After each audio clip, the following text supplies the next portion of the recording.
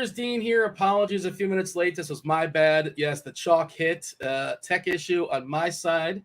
Hopefully we're good to go. We're going to power through. We're here as of right now, starting right now, 2 hours nonstop Mlb Dfs conversation, taking y'all straight up the lock. Crunch time comes in around 6:15, 6:20. You got Chief Meteorologist Kevin Roth. You have Dave Potts, CheeseIsGood, two-time millionaire winner, as well as DerekCarty, CEO of the Bat and the Blitz. Tim, returning champion, Tim. We did so well yesterday. We brought you back.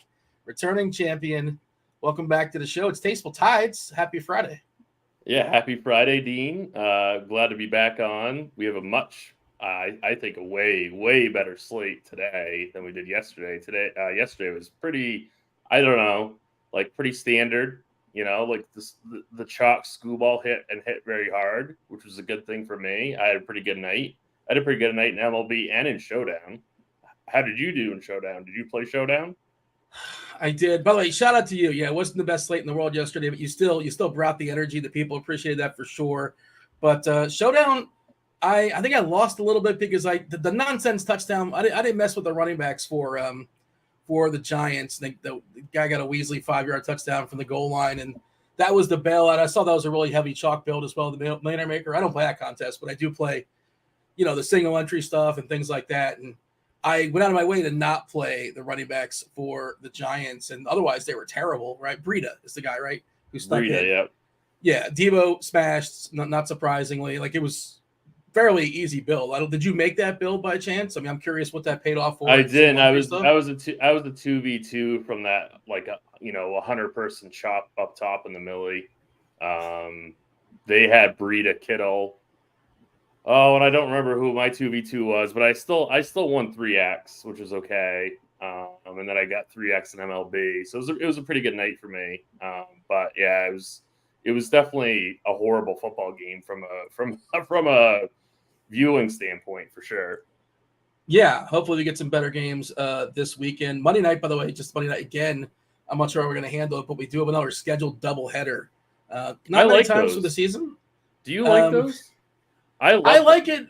Why? I don't understand. Like, obviously it's for TV. I assume it's for TV and money, and that matters. But I feel like they would make more money if they started one game at like 6:30 and the other game at like 9:30. I understand that's tricky for the East Coast, right? Yeah. But it's strange that one game's at 7:15 and the other game's at 8:15, and there's like 2 hours of overlap, which to me doesn't feel optimal. But hey, nobody's asking me to what time I think it should be. I'm just thinking, like, audience-wise, like, you're not going to be able to max out. If I'm an advertiser, I want all the NFL eyeballs on my game, and you're not going to get it because it's going to be split at 9:00, depending on the score, whatever. But I mean, in theory, though, it's just as far as playing DFS games. Sure, yeah, the more games, and it's okay. Well, with 12 games slate on Sunday as opposed to a 13-game slate, we're going to miss that 13th game? Probably not. It's going to be fine. See, I kind of more just look at it from a DFS perspective. I like having the 2-game slate versus the Showdown, and I also like, having another option to watch a different game. Like last night, I would have loved to have been like, let's watch a different football game. So I don't know. We need a third one to find an entertaining one for the record. Right? Maybe we need 3. Terrible. Maybe we need 3 Monday night games. I'm not sure, but I like having the 2-game Monday night stuff. I think. How many times are they going to do that? Like 5 times, I think? It's like 3 or 4 times. Okay. I think it's scheduled out. I know we've had it in the past before. It used to be like opening weekend of the season was like a thing. And then also sometimes like makeup stuff or like, hurricane weather related. We've had it before where games play on Monday, but otherwise they don't schedule it. All right, let's talk about tonight's slate. Do you want to say what's up to chat? Kindly hit that like button, subscribe, turn on the notifications, do all those things. It is Friday, so we're going to give away another week free of RG Premium. I believe we're going to use the old school wheel. Producer Devin is producing today. Devin's going to spin. He's going to spin that fake wheel. And how do you get your name on the wheel? You go to the Discord channel, RotoGrinders.com/Discord. Go to the live stream chat channel, and I'm not sure if Devin had a chance to set it up just yet. He's spinning all sorts of plates today. Devin, did you have a chance to drop something into the live stream chat where people can just put a little thumb up? They thumb it up, and then they're live. Their name is on the board, on the wheel. Well, let's get this first thing straight here. There's nothing fake about this wheel, Dean. This is a real wheel. And yes, in the Matrix. we do have a giveaway message in the RG Discord. Go to the live stream chat channel and just hit the thumbs up emoji on my message, and I'll put all your names in the list. You know, producer Steve, like he gives very, very precise directions when he would do this, and sometimes people wouldn't like necessarily follow the rules, and that would disqualify people. Like I saw him cracking the whip a little bit. Yeah, firm but fair, right? Firm but it's not a hard direction to follow, and it's also Russian police, firm but fair. I'm not here ratting out Steve. I just wanted to say I was curious if you are enacting the same policy. Is kind of what I'm acting. You know, it's a Friday. You know, I like to be a little laid back. So, you know, if I see some people coloring outside the lines, you know, I won't get too upset. Fair enough, but it's really not a hard direction to follow. It's very a simple. Button. You know, it's pretty. So far, we haven't seen any naysayers here, but I'm sure somebody will show up. Yeah, and also there's no way of like skilling this game, right? Like what we would do with the Price is Right game with the numbers. Yeah, you can't game the system on this one. Alan in chat, if you can't click a button, you don't deserve to win. I mean, you got to hit the button to hit optimize. If you're going to get RG Premium, you got to be able to have the ability to hit buttons. So what do you do with the Premium anyway? But yeah, it's a pretty simple rule, and we'll be doing that 6 o'clock or so. Devin? Yeah, right around the top of the hour. We'll hop in and we'll fire up the real wheel. It's still real to me. What's that gif with the wrestling guy? You know what I'm talking about, Devin, or no? You probably don't. It's no clue. No. Before my still time. Real to me, damn it. Just like Match Game. Go. Match. Do you know what Match Game is, Tim? You probably know about Match Game. If not for like the older clips, you're aware of Match Game with one of the Baldwins, Alec Baldwin host. I'm not sure if it's still on TV, but you know the concept, yes? Match Game? The music, the bass guitar? Nope. I've never heard of that. No, I have no idea what that is. Could you just agree with me one time, even if just go through the motions? I'm not going to lie, Dean. All right, fair enough. I mean, I feel like it's a very universal. Whatever. We probably can't play the jingle. The Match Game would come down on us hard. We would be strucken for months to this channel for sure. It's not worth the risk. But I want you to hear the jingle off air. I'm going to send it to your DMs. But the chat probably knows. And yeah, speaking of hitting buttons, hit the like button. Hit the like button, subscribe, hit all the buttons. Turn on notifications, do all those things. Baseball slates, it's a big boy slate. One of the last few good ones probably that we're going to have this year. Maybe next Friday, maybe next Wednesday. I don't know. But there's not going to be many left. 10 days left in the baseball season. Some pretty clear, I think there's pretty clear offenses, and I think there's pretty clear pitching tonight. I'm curious what your thought is when it comes to this slate, and ownership is certainly dictating it as well. Pablo Lopez up top, Chris Sale, revenge game against the Whites. It's still revenge. I don't know, probably not. Framber Valdez also has a nice matchup. He's going to be reasonably popular as well. And then Patrick Corbin against the Braves certainly is a thing. Several offenses we'll talk about. Boston looks pretty popular as well. But it's pretty cool in some spots. Just kind of worth noting. It's cooled off in a lot of areas. That want to see if Weather Edge is going to giving us stuff there. But some places it's like in the 60s and the 70s. It's not scalding anymore. Some roofs being closed as well. But, yeah, what do we have as far as your slate overview, the big picture, before we fully dive in? Yeah, big picture. Good point about the weather. A lot of, it's very much cooled down. A lot of, wind blowing in tonight at a lot of ballparks. Weather Edge is negative on a couple games. So that's one of the things that I noticed that you pointed out. It's definitely Pablo Lopez up top. He's going to be the chalk SB1 on definitely on DK. But then, I think that there's interesting ways to go about it because Atlanta is going to be the clear and obvious chalk. But they're also super expensive. So you really can't go double stud, but if you do go double stud, then you're going to have a contrarian build. So, you're going to have to find some value plays that you like. And I think there are some decent value stacks that are good. And then this whole Chris Sale situation, I think he's going to get steamed pretty hard at least on FanDuel. But he has a great matchup. So I think he's going to be an interesting kind of highly owned play. And then I don't know what's going to happen with Framber Valdez. We have him projected for 26% ownership. on DK, but we actually have him projected for more points than Lopez. And then on FanDuel, we have him projected for 9% ownership, and we have him projected for more points than Lopez, who's going to be 23% owned. So I think he's like going to be an interesting part of this slate, and getting that part right on FanDuel, like, you know, those three guys like Valdez, Lopez, and Sale. That's, you know, that's going to be interesting, like how that plays out in terms of ownership, because my first lean on the day was just to pitch Chris Sale. But then I was like, you know, I don't know, like going Chris Sale and then going Atlanta, that's going to be a ton of ownership. So I'm not so sure what I'm going to do yet. Brother, you mentioned FanDuel, and like, I think you're just like, I don't know how many lineups you're making until you get away from Lopez, Sale, or Valdez.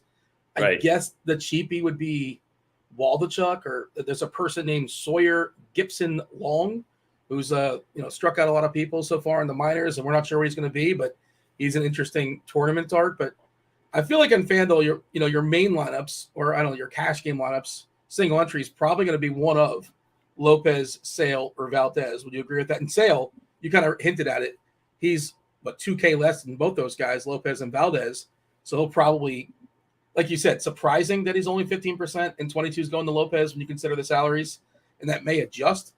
We'll get a new batch of ownership at some point. But if you're playing on FanDuel, how many lineups you got to make until you get away from one of those three, Lopez, Sale, or Valdez? I think you're supposed to play one of those three, certainly in your cash games. And then, I don't know, 5-10 lineups in, you start getting a little bit goofy. What would be your approach? Honestly, it'd probably be over 20 for me to get away from one of those three guys on FanDuel. I don't know. I guess Charlie Morton at 3% on FanDuel does make me a little bit intrigued, just because he does have a ceiling, but it's not a very good matchup for strikeouts. So I think Morton would be the next choice. But past that, Sawyer Gibson Long, I have more interest on DraftKings. He's like my favorite tournament guy for DK. On FanDuel, I don't know if I want to pay 8.3 for a guy who's projected for 82 pitches, because, you know, you really do want that quality start on FanDuel, and Chris Sale is only $900 more. So that's kind of a tough click for me, but I do like him quite a bit on DK. I did mention the weather. I went ahead and dropped Kevin Roth's weather report in chat. Nothing really as far as precipitation to get too scared about, but it is worth noting it's yellow in Washington, and Washington historically does goofy things. I wouldn't think they really care at this point in the season, right? And, it's Corbin out there, and they don't care about Corbin. He's getting paid, and they let him get his face punched in. They want him to eat his innings no matter how he's doing, essentially. And winning games, I don't think, is a huge priority. It's a Friday night gate, so they probably want that as well. Winds are coming in, 10 to 15 miles per hour in Washington as well. We don't really have anything as far as weather edge. Surprisingly, only one game with this similar weather. Basically, dead center field, 13 to 15 miles per hour, 70 degrees, 57 is the dew point. Yankee Stadium at 66 with winds coming in at 10 miles per hour. We've seen a hit at home runs of 21% in a 75-game sample. It is 66 in Philadelphia, 24-game sample. Winds also blowing in basically from center field, right center, 12 miles per hour, 24% hitting homers. Doesn't mean you can't play these guys, obviously. It's just sort of interesting. And same deal in Boston, right? 62 in Boston. Winds coming in just 5 miles per hour, but right center, a hit at 14% when it comes to home runs in a 99-game sample. How much do you care about this? Because it's a large chunk of the slate, right? So, and a lot of the teams that are appealing too. So I care quite a bit about it. Okay. It's not like I'm going to sit here and say, oh, you can't, stack some of these teams just because of the weather. But I think it does matter. Like a power-prone pitcher like Brandon Pfaadt going up against the Yankees, like I think that matters, right? Like it's definitely, when it's such bad hitting conditions in New York, I think that does downgrade them a little bit at least. I'm not going to sit here and say you can't play Aaron Judge, but I think it does matter. So this time of year, it is important to take note of that kind of stuff. Yeah, instead of Judge hitting the ball in the row 17, he's hitting it in row 10. Like, what's the difference? It's still a home run. Maybe he doesn't get a cheapie if a cheapie's available. In chat, Peter's saying he's talking about, I love how Weather Edge trots out the 1-game sample. Yeah, it's all we got. Like, and if it didn't put it out there, people were like, well, what's Weather Edge for? It's not there to be misleading, but like if it's not there, it's like, well, why is there no Weather Edge for Washington? Right. So it's there, but grain of salt, 1 game. I have no idea what to do with that. For the record, it saw a 52% boost in runs that 1 game, but like that's certainly not something that's repeatable over a bigger sample. But you flipped it. You went to pitching. I was thinking as far as hitting. Of course, yeah, you want your pitchers pitching in this environment, but hitters, we'll talk about stacks and all that a little later on the show. But I was thinking about like how much are you? I don't want to say scared off, but how much do you subdue? Like an Atlanta stack, it's still probably, it's still very, very good and one of the best on the board for sure. But yeah, not the pitching perspective, but hitting wise, do you get concerned? Do you run away to some degree, or just whatever? Who cares? These are still amazing hitters. I think it matters. That was my point about Aaron Judge. Okay. I think it does. I think it does matter. There's only. Like, I'm always going to prioritize a game with better hitting weather than a game with not so good hitting weather. Obviously, ownership matters a ton, but, it's not going to, I'm always going to take the game that with better hitting conditions. So when I see that Weather Edge stat at Yankee Stadium, I think it does carry some weight. We just got an Oakland lineup. I don't know how much we care about that, but Oakland is rolling out Noda, Geloff, Brown, Rooker, Kemp, Butler, Smith, Soderstrom, and Allen. Yeah, no Royce Lewis. He went on the IL for Minnesota. That Minnesota lineup is certainly weakened. No Royce Lewis. No Carlos Correa. I feel like they probably never had this iteration this season with Jeffers batting third, Solano leading off, Polanco, Jeffers, Kepler, Castro, Farmer, Julien. Michael A. Taylor jumps up in the 9th spot. He almost always hits 9th. And then there's Matt Wallner. Interesting. What they're doing there is that the Angels are rolling out a lefty opener, which I missed. I didn't realize Suarez apparently is opening. And I wanted to talk about that because we do need to talk about Davis Daniel and DK. He's 4,500. And, he was originally projected for around 80 pitches in our lineup HQ projections. Now he's down to, I think, 68 pitches. So that matters quite a bit. Good point. The bat has brought him down to 77 pitches. The bat had him for 86 pitches at one point earlier in the day. So now that doesn't mean you can't play him, though. I don't know if I would play him in 3 max, but certainly if I'm playing 20 lineups, I think you could still roster him because you're really just looking for 3 or 4 somewhat clean innings and getting you, 10, 12 DraftKings points. But it is a pretty big downgrade because he's losing about 20% of his original pitch count. So his ceiling is significantly lower than it was earlier in the day. Was he somebody you were considering for your 3-entry stuff, and now he's no longer? I thought he was in the fringe at best. Yeah, okay. Kind of. I kind of was, but now I'm definitely not. I was kind of thinking about playing him on my single entry. But now I'm not gonna bother with it. But on the other side of the coin, I kind of liked Minnesota as a stack because I thought maybe Davis Daniels' ownership was going to get elevated because he is such a cheap option.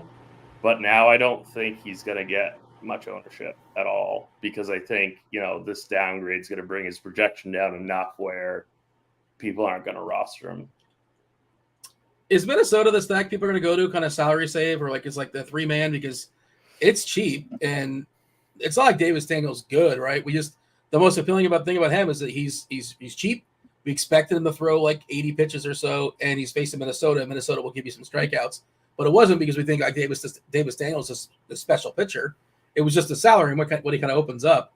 That game just like is kind of interesting because, again, that Minnesota lineup, I mentioned the lack of Correa, the lack of Lewis, obviously the lack of Buxton, probably their 3 best hitters, arguably the 3 best hitters. Buxton's been out for a while. I think he's coming back soon. I think he's rehabbing. But, it's DFS, Tim. We care about tonight only. No Buxton tonight. But they're cheap. These Minnesota guys are cheap outside of a few players. But Solano leading off is cheap. And also kind of curious what they're going to do with their pinch hitting stuff. But I assume the lefties that start the game are going to stick around. But we have seen some shenanigans of Minnesota before where, let's see, they didn't start Kirilov because maybe he might come in at some point when Daniel's in there. But just your general thoughts when it comes to, again, I'm jumping around. But I thought since we're here, no, that's fine. I really liked Minnesota stack today, and they're not showing a lot of ownership at all. The big thing is just pinch hit risk, right? I mean, they have a 5.4 total, and which is really good on the slate, and they're not showing very much ownership. I do think they're going to carry some pinch hit risk, but I think guys like Polanco and Jeffers and Kepler, Castro, that middle of that lineup, I think you're fairly safe to play those guys, and I don't think they're really not owned at all. So I really like them today as a stack. Am I wrong to say Jose Suarez was once like a starter at some point? Is he not been started? Yeah. Okay. But he hasn't pitched more than like 25 pitches since May. So okay. He's not. I'm not worried about him like stealing a ton of work from Davis, but he is going to steal some. Yeah, just pulled it up. He threw an inning on the 16th, an inning and 2/3 on the 13th. So, yeah, and like you said, back in the start of the season, he was starting through 5 or 6 innings, but at this point, he's just working out of the pen. I don't know if he was injured or he went to the minors, but there's a large chunk of the season he happened to miss. How are you sorting through? You kind of mentioned it before in some ways, but the pitchers up top, are you very, very clearly ahead on one or the other when it comes to Valdez, Lopez, Sale? DK specific, you're getting a discount again on Sale. Sale at 9.2K, Valdez 10.2, Lopez 10.7.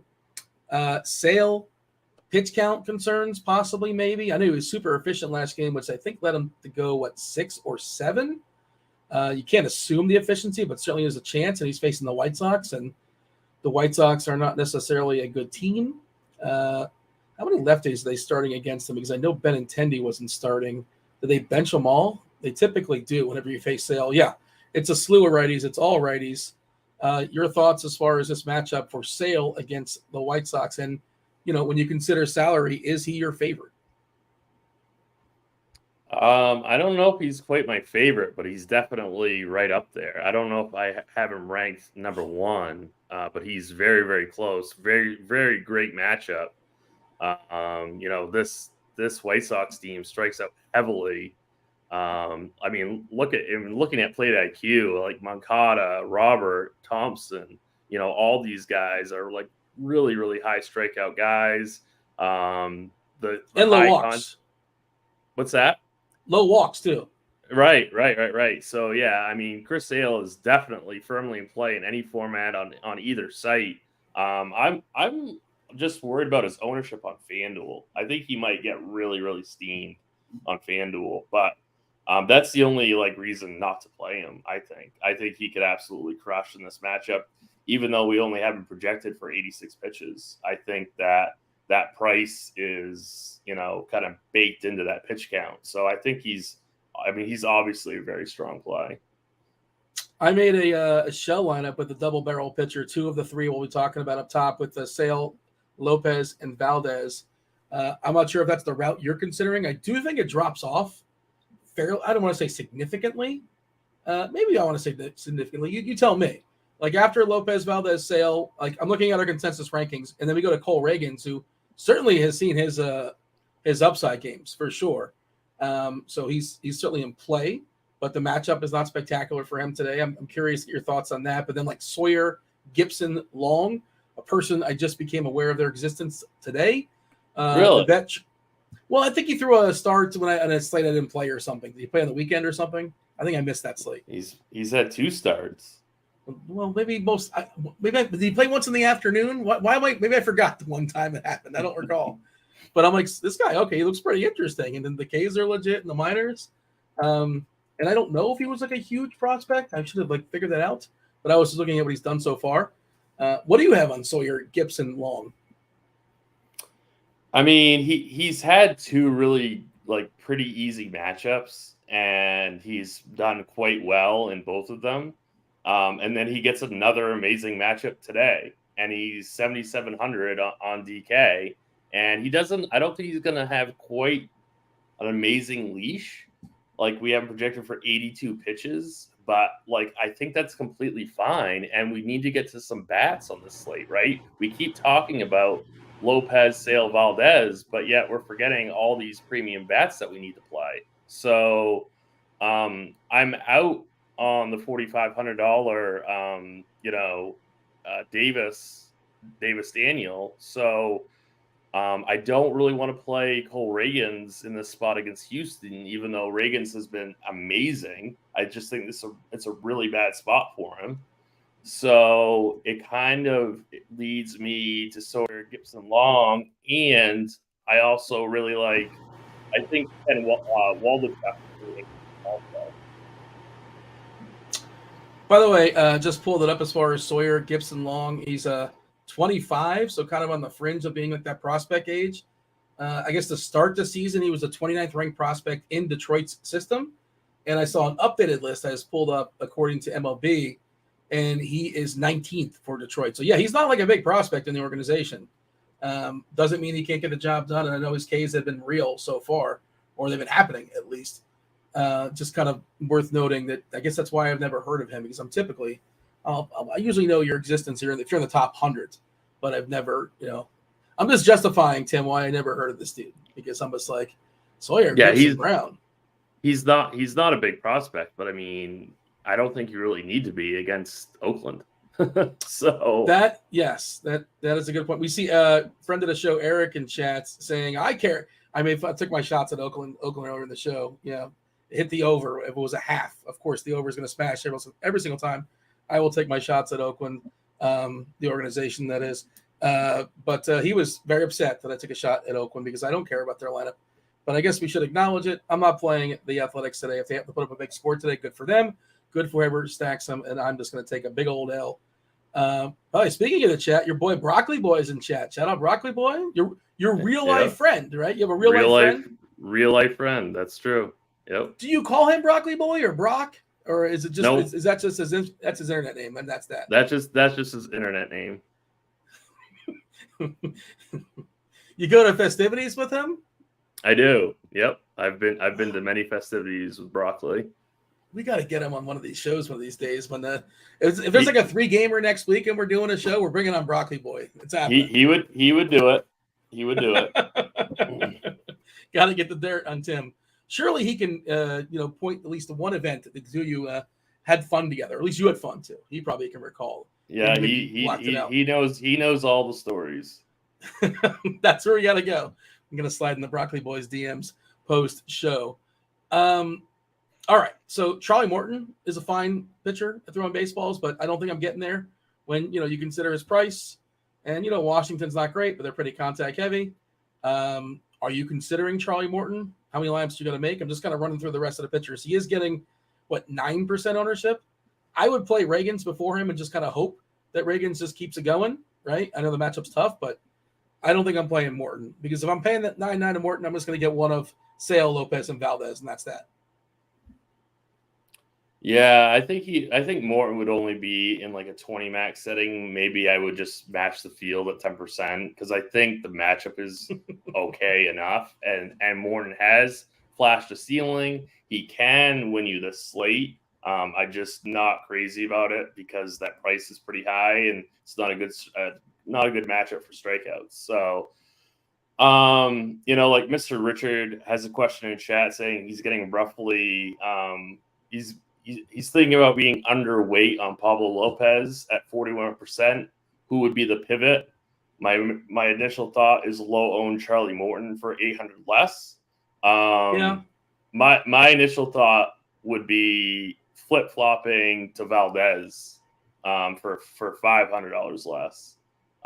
He's going to be 25% owned versus Lopez's 41%. That would be my pivot if you're looking to get off of some of the Lopez chalk. But that's just my take. I don't really.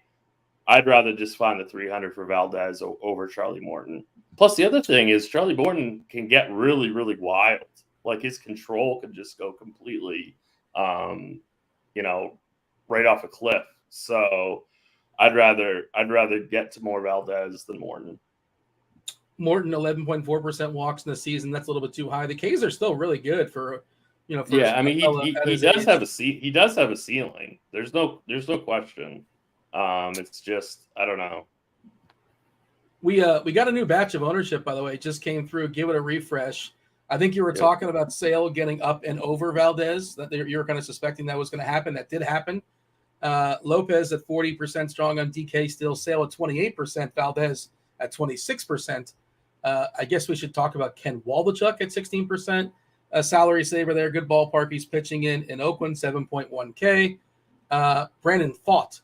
Also, kind of a cheapie against the Yankee team. It's not spectacular. And also the ballpark, a little trickier to hit baseballs out of with the weather in New York today. He's getting 15% SGL, as I've been calling him SGL forever. Sawyer, Gibson, Long. I've said that name. I can't even tell you how many times, like talking about digging through prospect stuff. But, it's just a time saver, and that we got to save time on this show, Tim. So we're just going to call him SGL going forward. He's getting 13% ownership. And then Reagan's at 11%, Morton around 10, Davis Daniel still at 8. But, like you said, probably taking a hit with 68 pitches as his current projected total.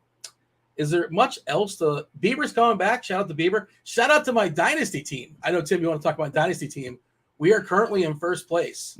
What? We called up Bieber. Yeah. Oh, yeah.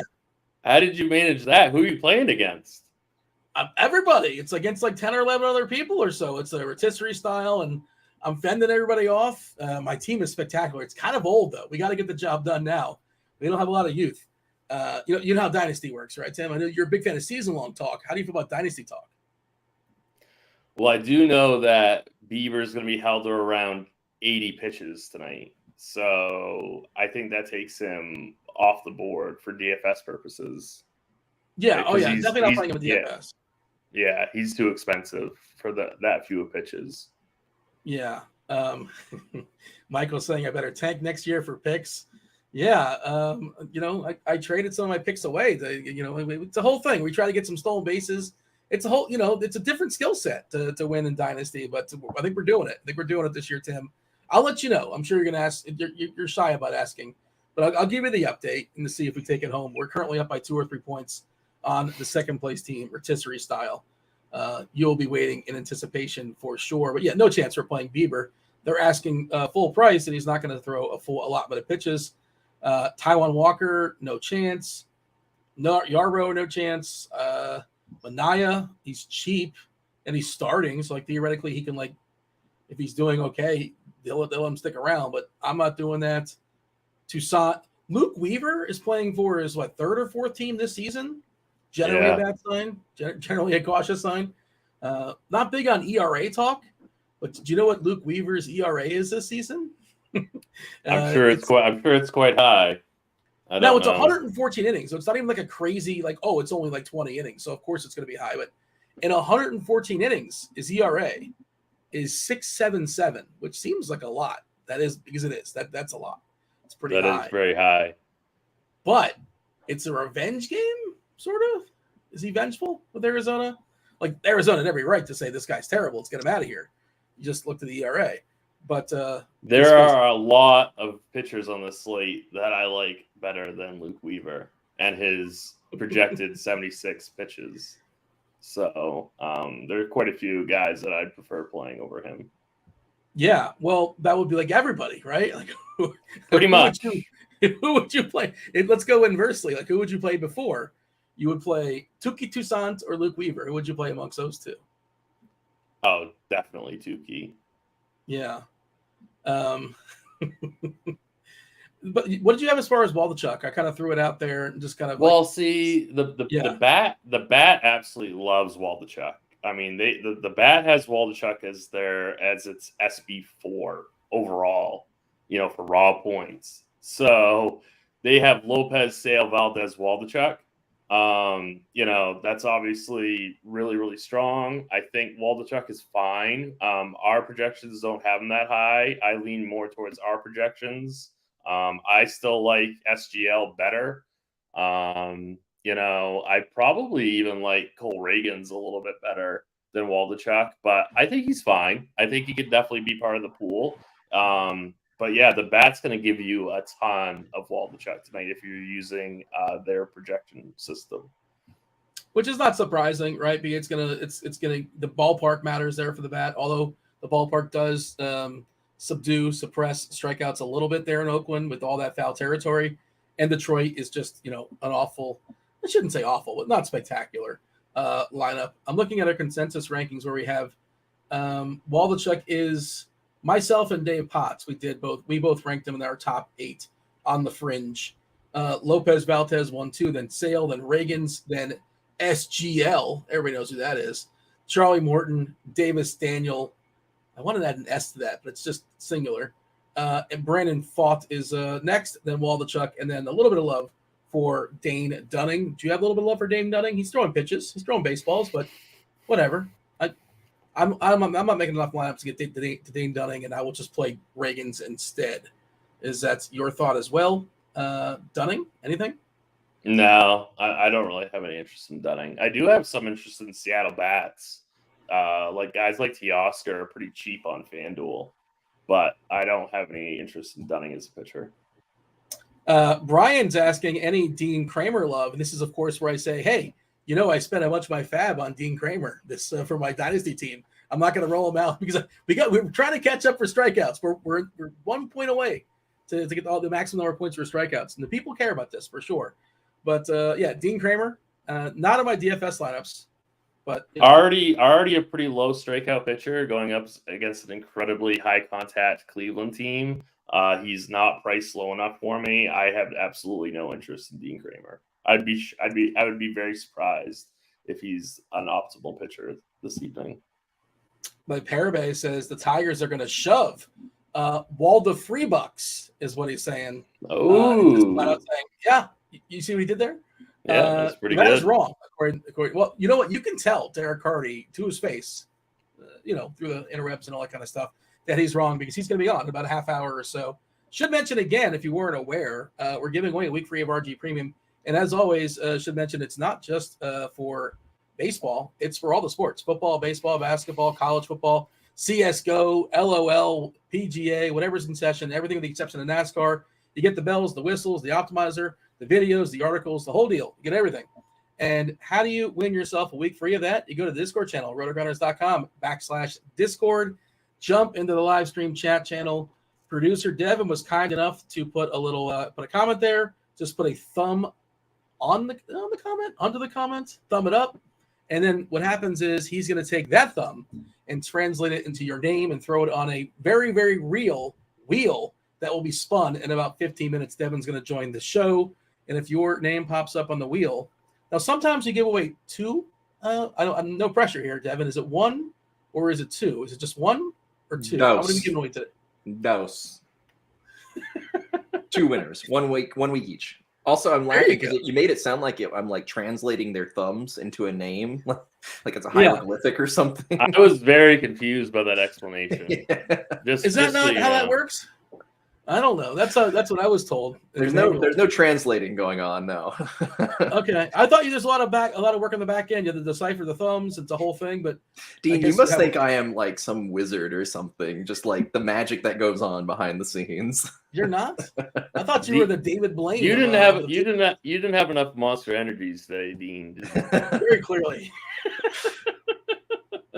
Talking about misinterpreting in pre-show, you said I didn't have my monsters today, and I thought for a moment you were talking about like your inner demons. I don't want to get into that. Usually, I get charged many dollars to talk about it. But hey, The Padres lineup just came out. Let's talk about that. Wait, hold on a second. Let me pull it up. Yes, it is Bogarts leading off. Tatis, Soto, Machado, Choi. Kim is back. Grisham, Batten, and Sullivan. Oh, the weaker catchers in there. That's a bummer. I kind of liked, what's his name? Luis Campusano. Sullivan. Yeah, I think he was going to be kind of one of the cheaper ways to get there as far as like a punt catcher that can actually do something. But right. All right, he's taking the night off. We did get Washington as well. Abrams leading off. Thomas, Meneses, Smith, Ruiz, Garcia, Valdez, Alu, and then Young. All right. Anything in the chat as far as pitchers we've not yet discussed? I don't think so. I feel like we've discussed pretty much all the relevant pitchers. If I miss something, by all means, feel free to point it out. J3 wants to know the name of my this. When you ask a question, I saw that question. I saw that question, and I really want to know the answer. It goes straight to the top. Like you ask that question, you know exactly. You know I'm going to answer, and it's actually if it's a pretty chalk answer. It's a pretty chalk answer if you really think about who I am. But the name of all my fantasy teams essentially is Gray Sports Almanac. Of course, yeah. Gray Sports Almanac is the name of my. Yeah, come on. That's I have a prop here somewhere too. That's pretty boring. I was hoping for something better. What? I mean, that's just the chalk bean. Say that to my iPad. What are you talking about? That's pretty boring. How dare you? What's the name of your fantasy teams? I don't have any. I don't play Tiggle Biddies. Right. That's right. No, what's the one that there's like a touchdown one that sounds like that? TDs and beer. Yeah. It's like every league has like a requirement. One guy's got it. Right. Okay, we get it. Yes. You right. made this team name when you were 12. Like you could change it at some point. Right. But yeah. You don't even participate in the season-long stuff as far as I know. I do not play any season long. Yet you still are arrogant enough to think that my team is terrible and you could do better even though you have no. I never said your team was terrible. I just got a kick that we're on a DFS show and you start talking about dynasty leagues and season long teams. I'm a man of the people. This is what the chat wants to talk about. The chat wants to talk about that. We'll talk about it, right? All right. Broccoli Boy wants to talk about broccoli. We'll talk about broccoli. I don't know. But give me the summary. What do you have as far as pitchers? What have we not yet addressed? I feel like we've kind of covered the pitchers for tonight's slate. Yeah, so Lopez, I think, is going to be very, very popular on both sites. He gets to go against a terrible Angels lineup. He's probably like your, quote, safest option. If you want to get to somebody different, I think Framber Valdez would be like the best top-end pivot. I think Sale is going to be pretty popular on both sites, especially on FanDuel. And then Sawyer Gibson Long is my favorite kind of mid-range play, but I think Waldichuk is firmly in play also in the mid-range. And Cole Reagans, I think he's in a really bad spot, but I think he's viable in that 7K range also. But on FanDuel, it's really, I would like people to just live in that top three, Valdez, Lopez, Sale. All right. Do want to mention, by the way, before we start talking about stacks, the props and pick'em package and prepare for all the P's. There is a plethora of them in this read. Check out all the new RotoGrinders props and pick'em package for access to our premium suite for fantasy props and pick'em at a limited time introductory offer, 50% off your first month. What do you get? What do you get access to? Expert analysis for player prop bets across all sports, fantasy pick'em picks with slips, full written analysis for every pick, fantasy pick'em tool for prize picks and underdog fantasy. And I just pulled that up on the fly, and I've messed with that before, and it's pretty cool. So it'll tell you can go by sport as well, like for prize picks or for underdog. I pulled up prize picks NFL. It'll tell you a prop and say, what are the chances this prop is going to win? The one it likes most as of right now, 70, it gives a win percent too. And this is legit. I mean, if that's the number, it's spectacular. We're talking about a 79% chance this number goes over. Jaylen Warren to get 15.5 receiving yards, more than 15.5 receiving yards, 79% chance of winning, and also has a star grade too. This is the only one with a 4.5 star grade. So and you can sort through it like that. That's a 79% chance to win. And then next is Ramondre Stevenson. Ramondre Stevenson gets more than his designated number of rushing yards at 79% and vice versa. And you also can go, let's see, baseball-wise, if there's something interesting, relevant to the slate tonight. And I'm curious, Tim, if you happen to have anything for yourself. If you have anything in these streets, by all means, feel free to chime in. But we have, I got to sort it now. Cole Reagans to get more than 27.5 pitching fantasy points over is looking pretty strong. The number is 27.5, and I think that's Fanduel scoring, if I'm not mistaken. Do you have anything for the people here, Tim? No, I gotta find a tater later in the show, but I don't have a prop for the people. Oh, I assumed you had taters were assumed. I was saying in addition to taters, you probably have something here, but you got nothing. No, I don't have anything prepared. Oh my God, Tim. It's all right. I'll swoop in and save you because it's giveaway time. It's do we have enough names where we're gonna go? We could have 2 names and we'd have enough names, Dean. But yes, we have plenty of names. We are gonna fire up the spin. We got so we're gonna do 2 winners again. Head Chopper wants to know, how do you join Discord? It's pretty easy. RotoGrinders.com/Discord. And also, quick shout out to Jetty in chat. Dean, I know you're going to love this one. Their comment: elect Mayor Goldie Wilson. Yes, Goldie Wilson. I like the sound of that. Yeah, Progress is his middle name. All right, let's go for the first winner. That's a pretty hefty spin you got there. I got an arm on me, Dean. You're no Zach Greinke. All right, Schulte, congrats. Gonna remove you, and we'll go and do the other one. Oh man, they can't win both showdowns. Dean, you just want to put shortcuts left and right. And Hustler 443, congratulations. I will reach out to you in Discord. All right, congrats again. 1 big free of RG Premium. You're going to get access to all the sports, everything with the exception of NASCAR. NASCAR is a la carte all by itself, but you get everything else for a week. And Devin is going to hook you guys up. And I guess we're doing this every Friday going forward is the plan. Devin, I believe, can confirm that is the official thought here. Yes. We'll make a Friday fun day. There you go. All right, stacks. Let's talk about stacks on the board. We've talked about this, in passing when we're talking about pitchers as well. Consensus-wise, pulling up the rankings myself, Kirkwood, STL Cards, and Dave Potts, CheeseIsGood. We have Atlanta number 1. No surprise. Number 2 is Philadelphia. Number 3 is Boston. Number 4 is the Dodgers. 5 is San Diego. 6, some Detroit love from several people have Detroit at the 5 spot. A little bit of love for Minnesota. And then Kirkwood. Kirkwood's on Arizona Island. Got them 5th. What are your thoughts as far as that board? What's too high? What's too low? What do you want to kick off? What do you want to throw on when it comes to those rankings? Again, Atlanta, Philly, Boston, Dodgers, Padres, Detroit, Minnesota, Arizona. I think Dodgers are the clear number 2. Atlanta's obviously the clear number 1. So I would bump up the Dodgers quite a bit, I think. I think San Diego would be in my number 3. I like Boston a ton, especially some of the cheap bats going up against Tukey. Boston's really cheap on FanDuel, so I really like them on FanDuel. And then I do like Philly quite a bit. Maybe they would round out like my top 5. So maybe I'd go somewhere like Atlanta, Dodgers, Padres, Boston, Philly. That might be what I would do. Have you settled on like your main lineup as far as what you're doing stack wise, or you're still kind of figuring it out? No, I'm going to get to as much Atlanta as possible, but I honestly haven't even figured out who I'm pitching yet. Like, I want to pitch Lopez, but I also want to get to a ton of Atlanta, so I might have to go Sale and one of those 7K guys that we discussed. I'm not really sure yet.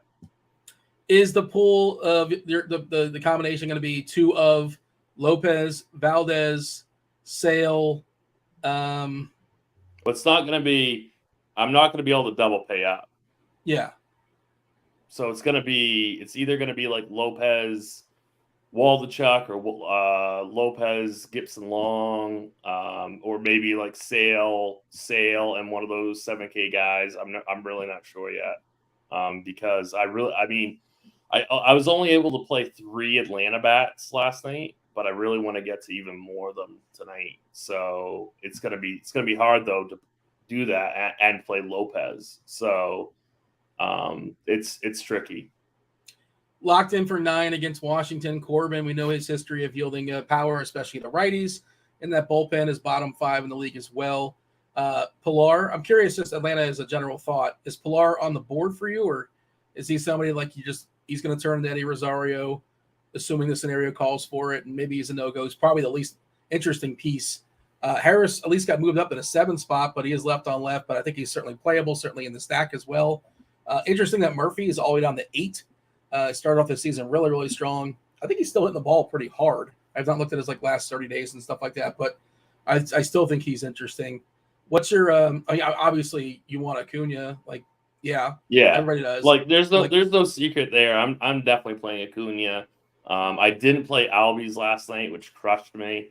But I mean, I still won, but I mean, he really hurt not having him. I love Austin Riley. This whole team is firmly in play. So I want to try to get to 5. Probably can't because I don't really want to play Pilar. I don't really want to do that. I like Arcia, I think is okay at 3,700. I think that's fine. Okay. He's fine, but it's gonna be tough. So I'm not gonna play Pilar, but I can completely understand if people want to. By the way, just a callback, we're talking about season-long names. I'm curious in the chat. Give me your season-long name. I want to see if there's any good ones. Well, what is your go-to? I saw some people throwing out theirs, but participate. Throw us. I told you mine is Gray Sports Almanac. Tim doesn't have a season-long team name, but if he did, it would certainly be better than mine. Would not be as lame or as boring. But I'm curious what the people happen to have as far as their season-long names. Beyond Atlanta, you said number 2 is the Dodgers. The one thing about the Dodgers I don't like is when they start off against a lefty because there's an introduction of pinch hit nonsense, right? Yeah. No, just yet, but when the lefty exits, we're likely to see guys like, assuming Hayward starts, assuming Peralta starts, some of the lefties get kicked out. Rojas gets kicked out sometimes. Kike Hernandez gets kicked out sometimes as well. It just some pinch hit nonsense gets introduced. Is just again, does that mean we can't play him? No, of course not. Just be aware that that's possibly a thing. You said you had the Dodgers number 2 for you? Yeah, I mean, it's I don't know. I want to be able to pick on Sean Manaea. I think they're a great pivot off of Atlanta. If Atlanta busts, they're great. Similar prices of Atlanta. So I think they're a great stack. 5 total. Going to be way lower owned than the Braves. So I think they're a great pivot. And I think they have not the same amount of ceiling, but pretty close to Atlanta. All right. And beyond, I'm sorry, who did you have at 3rd? I don't recall.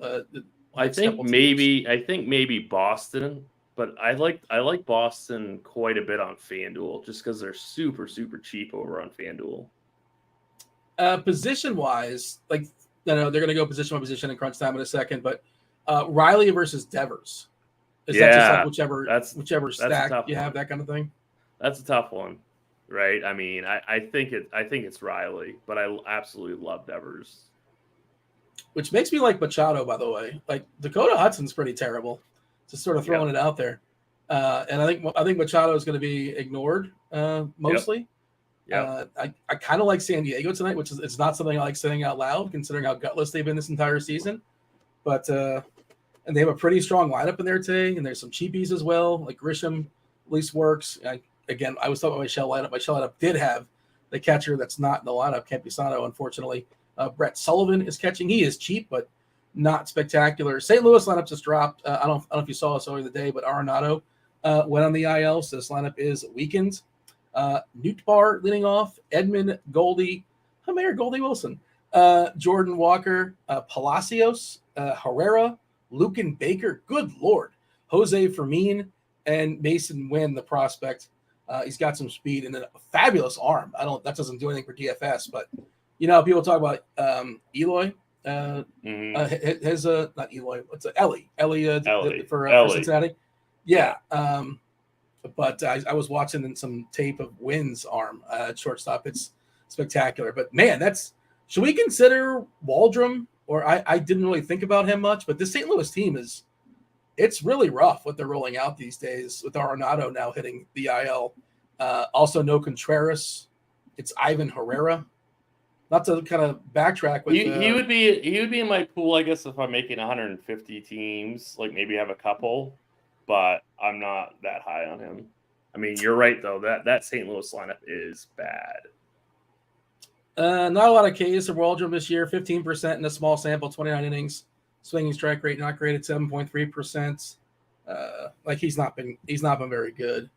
But I wish the pitcher was a little bit better and a little bit cheaper, or like better and the same price, or this bad and cheaper, I guess is what I'm trying to say. Yeah. But yeah, that St. Louis team is pretty rough. Still waiting for Detroit. Still waiting for the Dodgers and the Giants. I think we just got the Dodgers actually. Okay. Let me see if I can pull that up. Yeah, Betts, Freeman, Smith, JD Martinez, Rosario, Chris Taylor, Hernandez, Outman, and Rojas. So yeah, Peralta and Hayward, the two lefties in the bench, are lurking, and they are starting Outman, the lefty. Okay, your thoughts as far as that lineup? Pretty standard. Pretty standard. You know, it's obviously the top half that you want as a pivot away from Atlanta. But I think that you're right. Like the Padres are going to go overlooked tonight quite a bit. So I do like them for large field GPPs. Some questions in the chat. Fire off whatever's on your mind. We're here for the next 10, 15 minutes until we yield to crunch time. Crunch time, you got DerekCarty, you got Dave Potts, you got Kevin Roth. I wonder if Roth updated anything weather-wise. I'll give that a refresh. See if there's anything. Well, he did. Yellow-orange now in Minnesota. Just something to monitor, I suppose. Winds, storms building in late. Pablo Lopez obviously pitched in this game. A game that is called in the latter half of the game is possible, though I think they get most of, if not all, the game in before the rain arrives. And is this where I'm supposed to say TGSO? Yeah, that's what I was just going to say. Complete game shutout for Lopez. 7 innings, complete game shutout. Yeah, I mean, the best run out for pitchers is like it's going to rain and it's not going to stop after like 2 hours. Like, okay, right. That's awesome. Yeah, right. Give me 2. He's not going to pitch in the ninth anyway, almost definitely.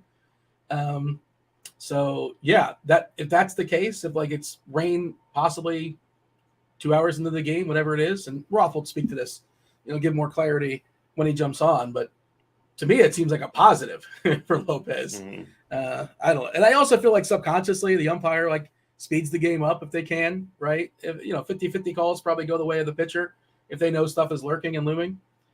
There's no stats to back that up, but that's my brain that says that. More conspiracy theories from Dean. Let me get my tinfoil hats for sure. It's a callback to yesterday's show. All right, some questions here in chat. Tankenstein, thoughts on Fott or Yarborough for cheap starting pitcher? I just think you could do better. I think you could do better than both of those guys. It was Fott and who? Yarborough. I think it's Fott over Yarborough. I think. Yeah, it's definitely Fott over Yarborough. It's definitely Fott over Yarborough for sure. Yeah. But you're saying, well, but I'm saying yeah. You could do better than both those guys. Like I'd rather go Waldichuk, I'd rather go SGL, I'd rather go Reagans in that same price point. J3 says, yes, don't forget Cheese's musings. Yes, they are the best. They are spectacular. It's a must read every single day, Monday through Friday. And Cards does a good job on the weekends too. Let's see. Eric's saying, I love the touts that victory lap Acuna. Like, who really victory laps Acuna? I don't think anybody, we all know he's good. And, you know, if I ever have done it, I did it sarcastically. Like I told you, you're welcome for telling you to play this dude that's doing something that's never been done before. 40-80. Well, he's not there just yet, but he's kind of sort of somewhat on his way. I asked people to give me their names of their teams for their season-long teams. Looks like Mr. Richards' team is Dugout Ghosts. I assume that's what that's pertaining to. Let's see. What else did we kind of miss? I'm kind of jumping up and down. Miami Mayhem. I assume that's what's Shroot Farms. What is Shroot Farms from? Oh. Tim, if you don't know this, be very upset. I know where Shroot Farms is from, Dean. Come on. Okay. You know who wouldn't know this? Roth. Roth doesn't know Shroot Farms. Oh. He does not care for The Office. That's very strange. Phil Do 76. Even I like The Office, and I don't like anything. So Would you say it's fun? Yeah, I would. I thought it was hilarious. Yeah. Who's your favorite like Office like fringe character? Not like the four main. Your favorite fringe character on The Office. And I know producer Devin's going to chime in because he's a big fan as well. Is Ryan a fringe, or is he? Yeah, I would say so. Yeah, no, he's not top four. Jim, Pam, Michael, and Dwight. That's four. Yeah. So Ryan. I really like Ryan's character. Ryan. Okay. That's contrarian. Yeah, but it's an interesting character. I wish we got more Moses in that show. I really do. I really like Moses, and we didn't get enough with him. Mose. Yeah, Mose. You're a big Mose guy. He looks like Mose when he has a beard, actually. I look this is true, right? I'm a creative character, Dean. I'm a white guy with brown hair and brown eyes. Like I look like everybody. Don't commit any crimes. No, just shave my beard. Where'd he go? I enjoy Nelly. I think she's pretty funny, especially in some of the later ones. Yeah, she has some weird lines, but it's really she has some funny ones. You know, I did a power ranking once, I believe, on Office characters, and I believe she was like 45th. Nelly hits your board? Really? 45th. Something like that. I don't even know there are not that many characters in that show. Nelly's just, especially like, I mean, obviously the back end, the last few seasons were not as spectacular as the first 6-ish, but I'm shocked to hear that Nelly. Yeah, you're leading with Nelly. Yeah, the last couple seasons of that show are not so great. I was a diehard in the beginning, and I kind of held off the slander of those later seasons when I was watching it, but it's definitely like there's a noticeable downslope in quality. Yeah. When you're having dinner tonight with your wife, Devin, I know she's a big fan of The Office as well. Tell her, I want her thoughts. She can't possibly agree that Nelly. She would. I could pull her. I can't right now because she's at a bar with her work friends. But no, she would definitely agree. She would say, "Yeah, Nelly is the best." Like some of the quotes when she's like doing the like seminar where she's like the head of the company or something. Like it's just she's so absurd. Okay, fair enough. I just found a list for the most disliked characters, and I believe I'm assuming she's gonna be on. I'm scrolling down. Todd Packer. D'Angelo Vickers is number one. That's surprising. Will Ferrell. Okay. Bad list. It's a bad list. Yeah, that's a bad list. Hoosiers in chat. I figured Tim would like Toby since he always shuts down anything fun going on. that makes a lot of sense. That's a good call. That is a good call for sure. I've officially derailed the show. My apologies. But yep. we can jump back to baseball as well. Let's see. Ask Dean what state Stowe is in. Is Broccoli Boy wants to? Is it got a gotcha? Oh yeah. Do you know that, Dean? Is Stowe a city? Is Stowe like a product? It is. It's a place.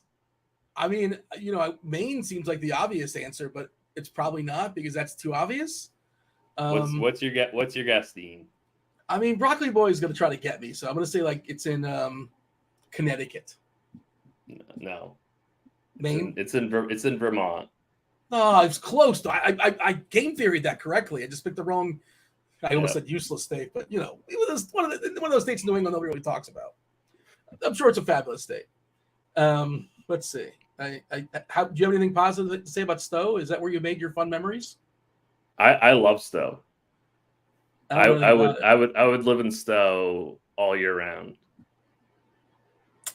Let's see. Now they're talking about Nelly in chat. I'm just kind of catching up there. Hey, feel free to fire out questions, whatever's in your mind. We're happy to answer those until we yield to crunch time. If you want to talk The Office, we can do that. If you want to talk baseball, we can do that as well. Oh, we haven't done taters yet, right? No official taters, no official dongs. The people have to hit the like button to get that to happen. Hit the like button, do subscribe, do turn on those notifications. Limp dongs yesterday, unfortunately, we're 0 for 3. We're going to bounce back today. We're going to hit at least one. We actually loaded up on Baltimore, and I had a Baltimore stack, Tim, and I just got edged out.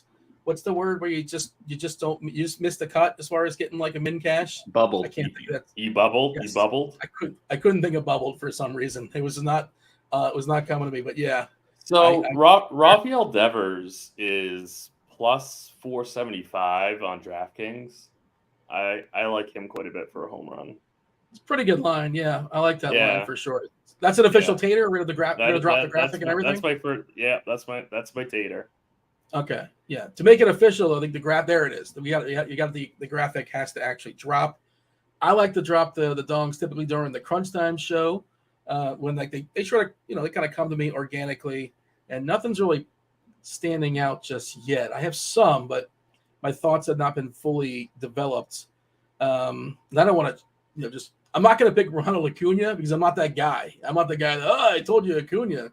There's been somebody that may have done that before. I'll also do Masataka Yoshida plus 1100 on DK. Ooh, I like that. What's Corbin Carroll, or is that probably 2-1 or 3-1 leading off versus Luke Weaver, like Yankee Stadium? Come on, I'll pull him up. I feel pretty good. It's got to be 3-1, right? Probably not getting much as far as the odds there. It's probably not. It's probably not great. He's the first rookie ever to get what was it, 25-40 or something? As far as homers installed, I can't remember the exact numbers. I think it's 25-40 is where he's at. He's obviously had a spectacular season and is going to win Rookie of the Year. Actually, Dean, you can get it for plus 600 on Draftkings. Woo! Man, that's pretty good. Yeah, that's the first dong. Corbin Carroll, there it is. Yeah, Corbin Carroll. That's pretty nice. Those are pretty good odds. Eric wants to know about J-Rod. Thoughts as far as J-Rod? I think he's a really strong contrarian play that's going to get squeezed out by Betts, Tatis, and Acuna. Depends on how many lineups you're making, but I think he's going to be really, really, really low owned. So I think that's a strong tournament play. We haven't really talked about that game at all as far as from the pitching perspective and the hitting perspective. Seattle at Texas. Also, that's the most isn't those two teams are battling for the AL West. Either they're playing actual meaningful games, which is something that's not can be said about most of these teams. Most of these games going on, they're battling for the AL West. So really, really huge series down there in Texas tonight, which maybe means that the pitchers might have a quick hook if they're not pitching well. But they're two pretty decent pitchers and two good offenses. But it's almost one of those things where there's no clear weakness where there's anything obvious to exploit. So we haven't talked about any of it. Corey Seager is really popping hard in the bat. He's the guy that I'm most fearful of not having in my lineup tonight. He's an absolute smash play. These lefties going up against Bryce Miller are in really good spots. I also think I have some interest in some of the Seattle bats on Fanduel, at least, where they're cheaper. So I do have some interest in this game, but definitely Corey Seager, amazing spot for him. Alan in chat says it's Devers' bobblehead game today too. So if you're looking to break the tie between Riley and Devers, there you go. I don't know how I can lose that tater. I mean, really. You don't know. He's probably not going to homer. But that's as much as we give these predictions, the most likely scenario is that they don't homer. And that's that. That's just how that goes. Let's see. Michael wants to know thoughts on an Oakland stack to double pay up for pitching and get high price bats. So I assume that means an Oakland stack, 3 good hitters, and then 2 good pitchers. I assume that's what he's suggesting. Yeah, I'm pretty high on SGL tonight, so I'm not really in love with that. I get it. They're cheap, they probably show up pretty strongly in value percentages. I guess so. I hate the spot for them, so I'm not really that into it. But if you really want to do it, I say go for it. Devin is trolling me in the chat. What's more substantial, 25-50 or the cycle? Imagine thinking the cycle is that's one game. He went 4 for 4 and you hit a single. Congratulations. You even got a double too. Who cares? Or for the entire season, you banged out 25 homers and stole 50 bases. Devin, you tried to tilt me and it worked. It grinds my gears. I love that you're about to be and it didn't work, but no, and it worked. It got me. It worked. It definitely worked. Where did we pick 25? Why is that the checkpoint? Well, no, I think he's the first person ever to get 25-50. I just saw that stat, but you're right. Is it because one is double the stat of another? Is that why it's cool? That's why 40-80 would be amazing if Acuna can get that, right? He's already got 30-60 pretty easily. what does he have like close to 70 stolen bases? I'm not sure what the exact number is, but he's got at least 60. But yeah, we like those kind of numbers for some reason. You're right. It's a fair point. Like, why isn't 58 home runs celebrated? Derek in chat, why doesn't Dean hate triple doubles? Well, first It's of an all, arbitrary stat, right? No, it's multiple skills, and like you could argue that 3 home runs and striking out once, going 3 for 4, is distinctly better than hitting a single, double, triple, and a homer. Like, it's just cute. It's got a great big cycle. What if you it's got a lost? good marketing department. Is the point. What if you lost because you didn't get those 3 homers? Or because you got those 3 homers and you didn't hit the RBIs, right? The single, double, and triple. What if you lost because you got 3 home runs and nothing else? What do you mean? I'm saying it's my fault. My teammates stink, and they don't do it. They don't. No, I'm posing a hypothetical to try and tilt you further. What if none of it matters? There was Westbrook at once upon a time put up like a really, really terrible triple double where he was like 4 for 25, and had like 10 turnovers, and he also had 10 rebounds and 10 assists. But it was still like he played terrible and had a triple double. But I digress. What else is going on here in chat? I feel like we missed it. Paul's just calling a Castellanos double dong. Okay, there you go. Hey, Brian wants you to pick 2 of these 3, which is tough because they're all really good players. Devers, Betts, and Acuna. Pick 2 of 3. For me, it's Devers, Acuna.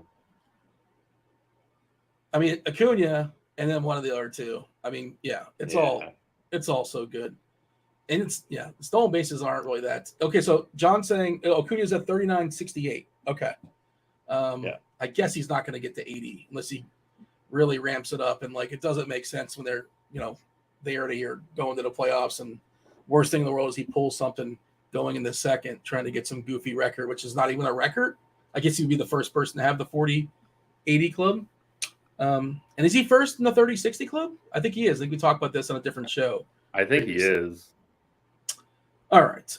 Roth and Dave Potts, they are coming in shortly, as well as DerekCarty.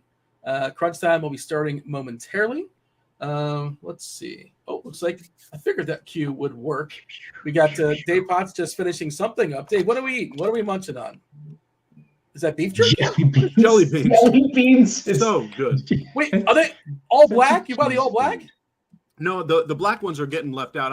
I don't eat the black ones usually, or sometimes I do all at once. I don't eat the black ones, obviously, with all the other colors. They should be separate items. Jelly beans, black jelly beans. So that's where the bag ends up. Dave, catching you off guard here for a question. We discussed The Office briefly earlier. Yeah. I'm not going to even ask Roth. I don't want to shame Roth, but Roth doesn't care for The Office, doesn't like The Office. Really? It just doesn't do it for him for whatever reason. I assume, Dave, a man of your character, your stature, you've seen The Office, you're aware, right? Oh, goodness. Yeah. Definitely full series at least twice.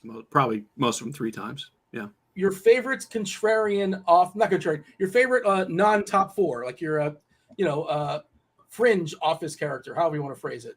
Oh, man. That's the thing about the show is they're all so good. I would probably go with Kevin. Oh, that's a good one. Yeah, that's a strong one. Do you want Devin? Producer Devin's going to tell you his, and you're going to judge Devin differently. You're just going to. I'm not telling you how to feel, but just go ahead, Devin. I'm going to I'll drop a quote for you here. Okay. He doesn't even care.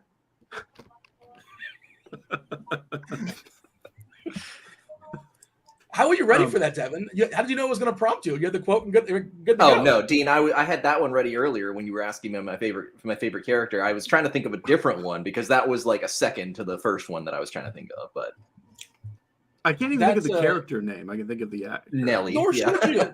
Nor should you. That's Nor the point. should you. You're making the point. It's Nelly, by the way. He's got Nelly as his number one. Like, come on. She has her moments, sure. But occasionally. You got to – I respect just being totally different for the sake of it. But, there's so many. Like Toby and Creed both popped into mind. Yes. Like just they're so good. Here's another Nelly. Here's another Nelly quote. I have one simple philosophy in business. If the seat is open, the job is open. It's how I came to briefly race a Formula One car. 3 slowest laps ever recorded. Carty, you want to chime in on this? I assume you've seen The Office. How do you feel about Devin having Nelly as his favorite non-top 4 Office character? I stopped watching The Office when I thought it got bad. I don't know who Nelly is. You don't know who Nelly Yeah, is. that's an interesting That's a take bright right take. there. Yeah. Yeah, We've we've revealed ourselves as diehards, Dean. I would just say, did you like The Office at the beginning? Yeah, I like the first 3 or 4 seasons. Like a whatever lot it of was, or- almost everyone agrees it kind of died in the middle for a while, but it came back. Like it did get good again at the end. The finale is really strong too. It's a really, really good finale as well. It's worth Kevin. One of these days, baseball season's ending. Kevin, I know you still have work to do, but maybe try to work it in. Give it a revisit. I just Kevin, don't just like. come over. We will binge watch like every show ever, and then we'll go feed Boomer a couple times a day. Go watch a few episodes. It'll work. You'll like it. Okay, now I'm in. Yeah, that actually sounds lovely. I don't really like awkward TV that makes you feel bad for other people, even though it's acting. I still like the cringe factor is just too high for me. So you did not see the British version? Oh, it's worse. It's like that on steroids. Like it's rough. It's just I can't like Michael Scott's character. He just does things. I'm just like, God, it's so awkward. Like I can't handle it. Did you watch Jury Duty? Yes, Jury I Duty actually is really like amazing. Jury Duty, but same principle. I was going to say it's the same thing. I struggled through some of that, but it had the main guy who was so redeeming that I like. You love that main character in Jury Duty. Yeah. All right. Just want to get that out of the way before we step aside and get out of here. Tim, you got anything else for the Crunch Time crew, or shall we step aside and make way for the start of the Fanduel sponsored Crunch Time? We can step aside. Do you want to? Thank you, Tim. Thank you, Tim. Thank you, Dean. I'm going to drop the dongs later on in chat. So pay attention to that. And you got the Fanduel sponsored Crunch Time. It's starting now. You got Kevin Roth, Dave Potts, DerekCarty, CEO of the Bat and the Blitz. Roth, take it away. Good stuff, as always. Welcome to it, ladies and gentlemen. This is Crunch Time, sponsored by FanDuel, and sponsored by FanDuel all season. Shout out to our sponsor, FanDuel. Hit them with a little thumbs up. Hit us with a thumbs up. We'd appreciate it. This is, somebody says the top cringe episode is the Scott's Tots episode. Like, I just saw the highlights of that, and it made me physically ill. Like, I couldn't do it. I can't imagine watching a whole show of that. Hey, well, this is the show we bring on two of the sharpest minds in the biz. We got one, Dave Potts. Cheese is good in the house. What up, Cheese? Not much. I'm doing well. Everything in life has been fantastic, other than the Nick Chubb injury, and I'm pushing through. And last night, my daughter and I went to see Eric Church in concert. It was fantastic and like so good. Even if you don't love country music, I think almost anyone would like an Eric Church show. Yeah, I'm a big fan. I was driving through Podunk, Texas, and you're like switching radio stations trying to find something that gets reception. And I heard, is it Wrecking Ball? Is that the name of the song? Wrecking Ball? Well, that's a Miley Cyrus song. Are you talking about Hearts on Fire? No. It's Wrecking Ball from Eric Church. Okay. It's a great song. And I heard it, and I was like, this might be the best country song I've ever heard in my life. It turns out it's Eric Church. He's got like 20 other great hits. Big fan. And I'm glad you had a good time with your daughter. That's awesome, man. Okay. Like a Wrecking Ball. Which one is that? Okay. I mean, come on. Okay. Yeah, no, it threw me so much. Like, as soon as you say the words Wrecking Ball, like, that is just ripping through my head. I do a whole section in my songwriting class about cheesy pop songs and why they're so catchy. And so, like, Wrecking Ball, just like, as soon as it's in there, like, I'm gone. Yeah, no, I understand that. It happens. Well, I'm glad you had a good time. We got my guy, DerekCarty, in the house as well, the creator of the Bat and the Blitz. What up, Carty? Not much. I did not go to an Eric Church concert last night, unfortunately, but, I'm here, so that counts for something. You're still here. Yeah, you didn't have your favorite player, like, destroy his leg either, so you got that going for you. No. It's a little plus up. Sorry about that, Cheese. That sucks, man. It really does. Yeah. Like, I'm glad if that had to happen, at least it gave Squirrel $1 million. But like, I would take Chubb's leg every day, and Squirrel would be fine. I think we're mostly in agreement there. All right. Hey, we got to talk about this slate. There are some weather concerns in this slate. I don't think they're high enough that we do anything about them, but they're there. It's both in Washington and in Minnesota. You've got these storms. Look at that on cue. This line of rain, and in Washington, it's Ophelia. It's the storm system that's going to ruin tomorrow, make a mess of the whole weekend. It officially kind of starts tonight, and I think it's probably going to move into Washington 9 or 10 Eastern. By then, most of the game is over, if not all of the game. And even when it starts to move in, they could probably finish up in the rain. I don't know for certain. So I think you get most of the game in, if not all of it. It's a similar situation in Minnesota, but I recently had to up the risk just a little more because it looks like maybe the rain arrives in Minnesota a little bit earlier than in Washington, at least game time wise. And I think it's a similar story where once that rain arrives, there's no promises they ever finish. Give us a timeline on that, because that's the top pitcher on the slate there in Minnesota. Like, do we get a couple hours of ball? We get at least half a game, I think. Okay. We get at least half a game. So I think we get at least 5 innings. And then after that, it becomes an increasing question mark. So probably okay. You know, one model is trying to bring in storms basically an hour and a half into the game. Another one says it's 3 hours into the game and the game's over. So that's one thing I'm going to be watching. That's pretty much it. Is that anything you guys planning on doing about that, or just kind of bite the bullet and hope it works out?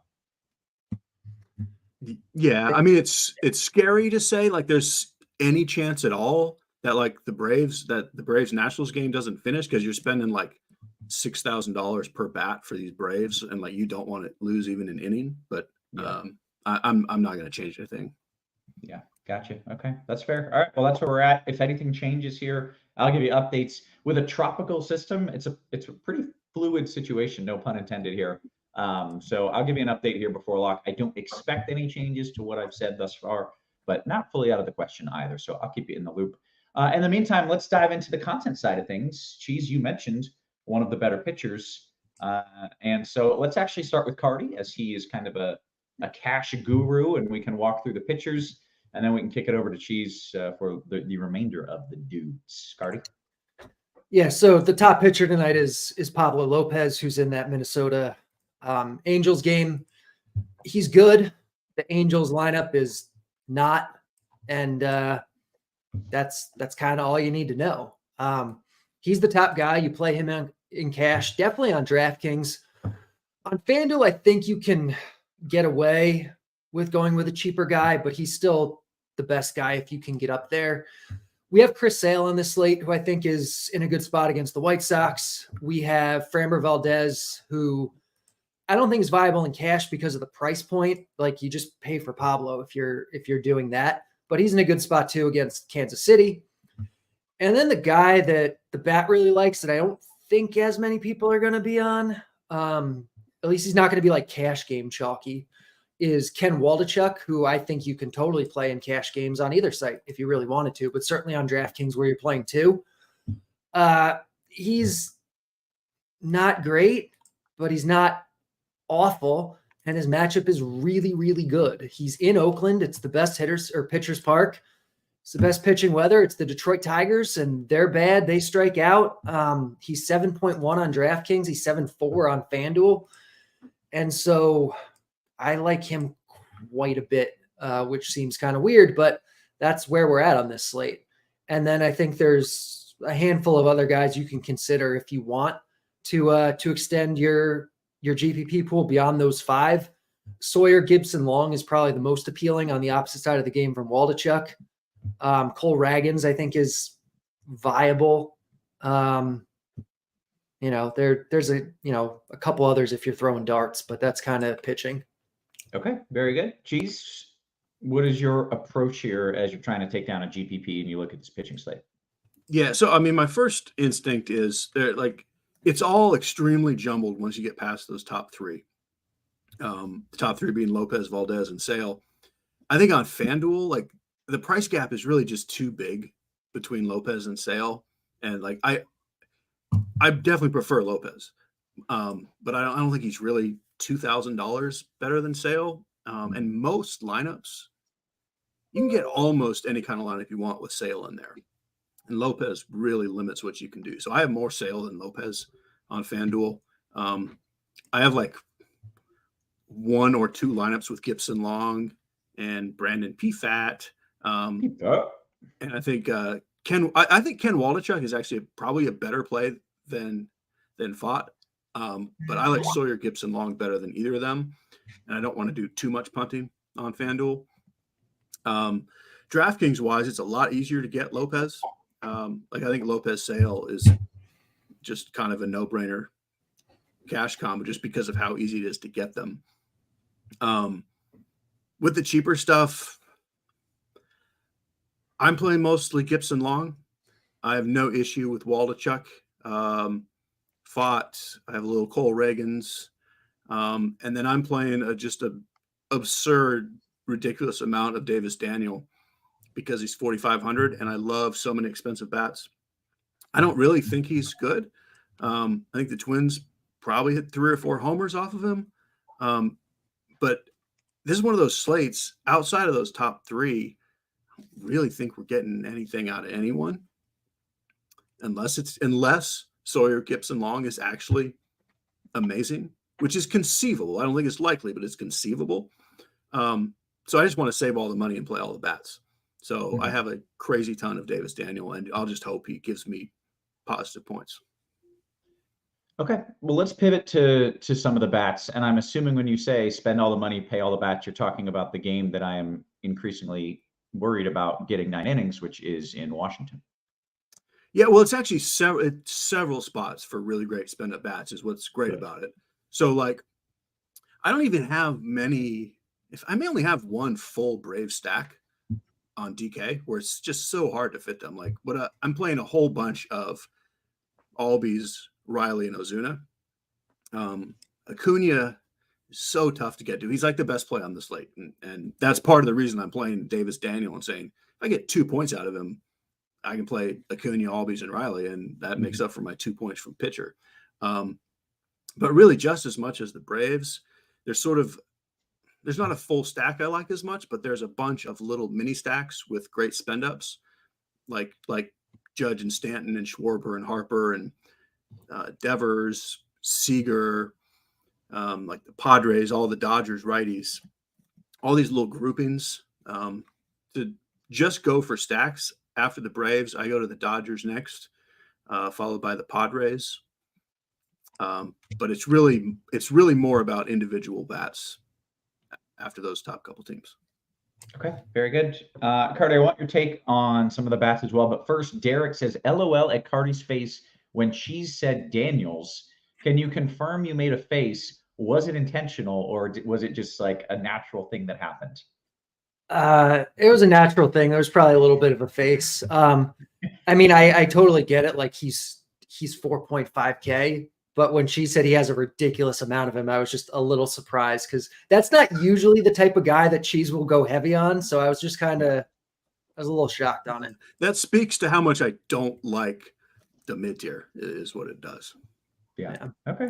All right. Carty, let's talk about some of the bats. I would love to give the people some pivots outside of the games that are at least a little bit risky. So if they want 0 risk, they can do that. But you don't have to start there. You can start with the I mean, the Braves are the top stack. They're going to be popular. They're expensive.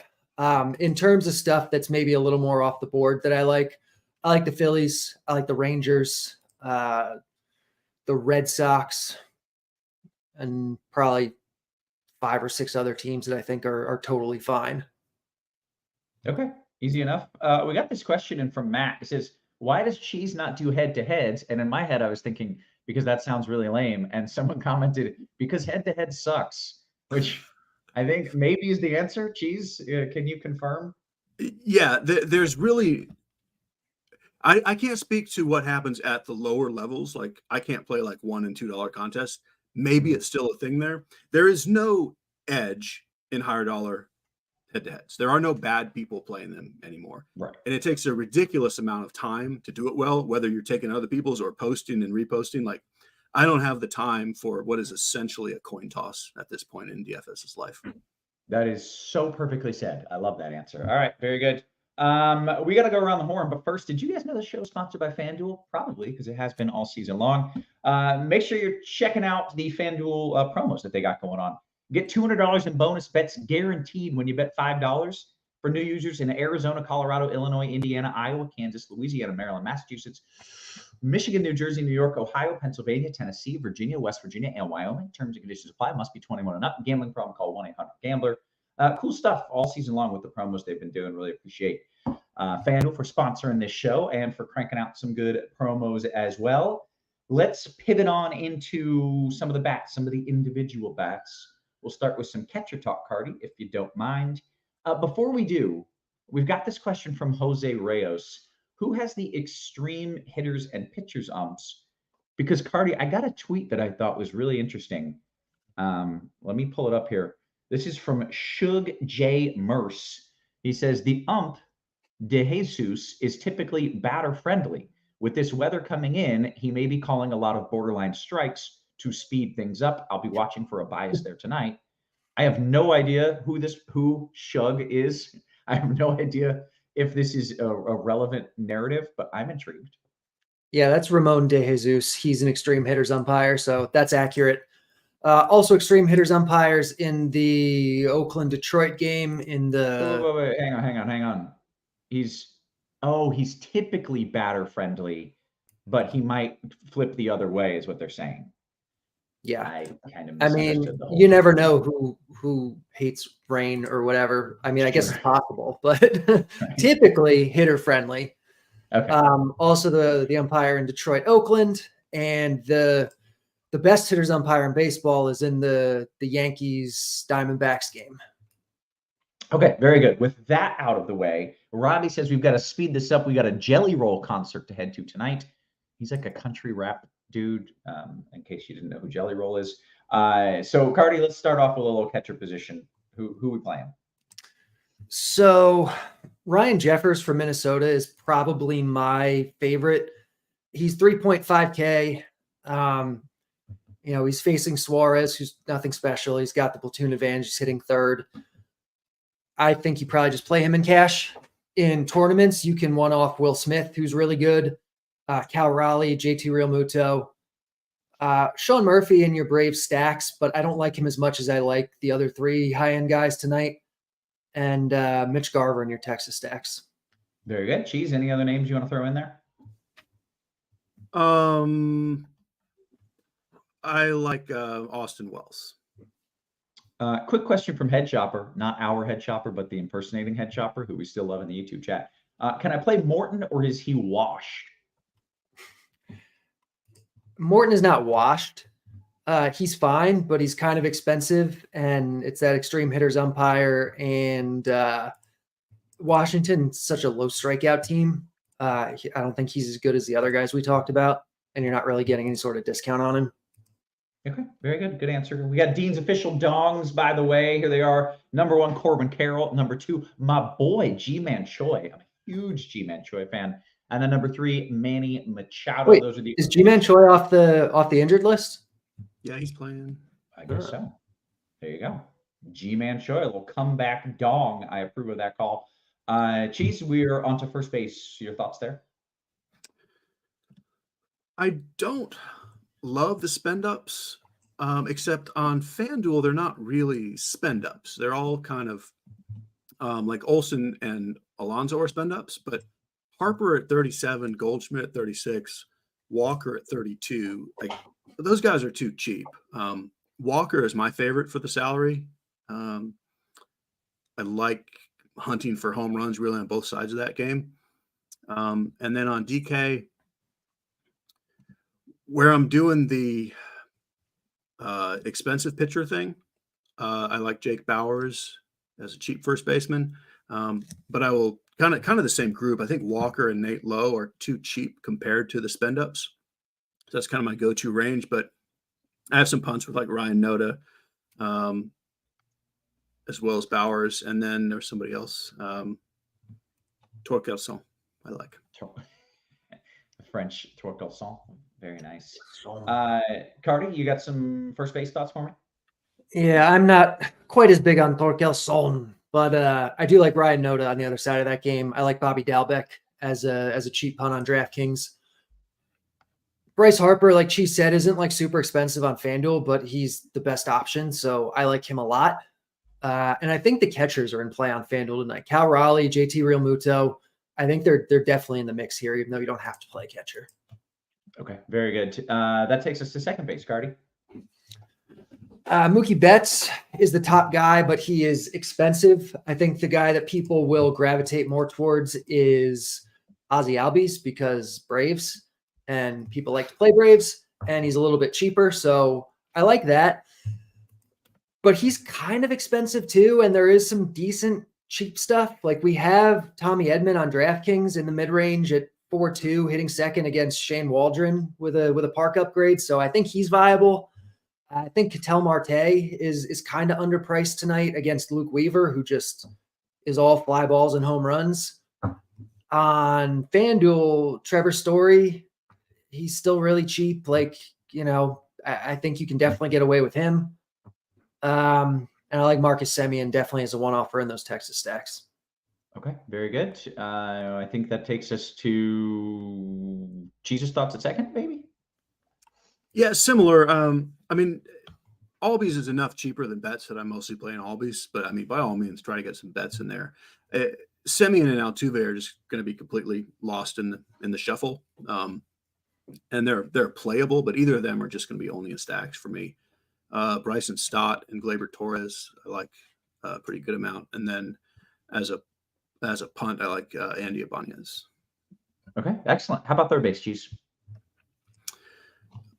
Very good up top, and they're expensive, but not like compared to like the high-end outfielders. I like Riley the best, but any of Devers, Riley, Gunnar Henderson, Machado, Jose Ramirez are like those five are just fantastic. I wouldn't argue with any way you want to rank them, but it is Riley at the top for me. And then I don't like the cheap stuff here as much as I do in the outfield. It all seems very unnecessary. So I'm just going to say spend up at third and stop there. Okay, great. Carty, you spending up at third? I don't mind the cheap stuff as much as Cheese does, especially on FanDuel. Cedane Rafaela leading off against Touki Toussaint in Fenway for 2.7K. Like that's really appealing to me. Obviously, I like the top guys. If I can get up to Devers, I think I like him the most, especially considering that he is a little bit cheaper than Riley on DraftKings. Over on FanDuel, where Riley's a little cheaper, maybe you lean that way. And then the other guys, obviously, in your GPP mix. And then on DraftKings, if you're going down, I mentioned him at first, but Bobby Dalbec here for Boston is also, I think, totally in play. Okay, great. That brings us to shortstop. What do we got there? So it's another position where the top stuff is good, but I'm okay going with some of the cheaper stuff if you can't get up there. Corey Seager, Bobby Witt, Trey Turner. I think they're all Mookie Betts on FanDuel. I think they're all good. I like Seager the most on FanDuel. I think he's the one that you try to get up to if you can. On DraftKings, they're just all so expensive. And we have this Rafaela guy who I just mentioned at third on FanDuel. You have him at shortstop on DraftKings for 3.6K. So, like, it's a good spot. He's got speed. Touki Toussaint is something. So I'm fine saving money with him. And I think Bobby Witt is the guy in GPPs that I really like, because in that price range, people are just going to play Seager. They'll play Trey Turner. They'll play, Gunnar Henderson or whatever. Bobby Witt against Valdez, no one's going to play, but he still projects really well. Okay, very nice. Cheese, your thoughts here as we move to shortstop? Yeah, this is the position that just makes me super uncomfortable because like it's really hard to get to Seager, Witt, Trey Turner, Gunnar Henderson, Lindor, Machado on DK as a shortstop.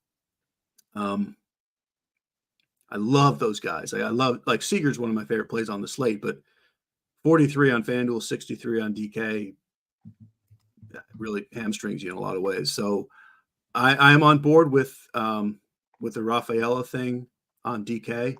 I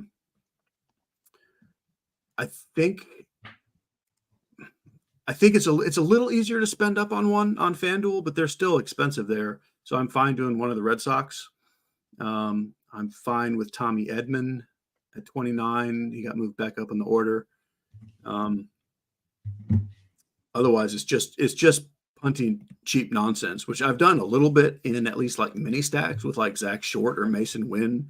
But like these are guys that are more likely to get a 0 than to get you points. Yeah. Okay. That's fair. How about the outfield? What are we doing there? I know you're spending up. You got some bats. It's so good. Like it's really good in every range, and I like cheap stuff too. Like, this makes me even more uncomfortable than shortstop because like I want way more than 3 outfielders.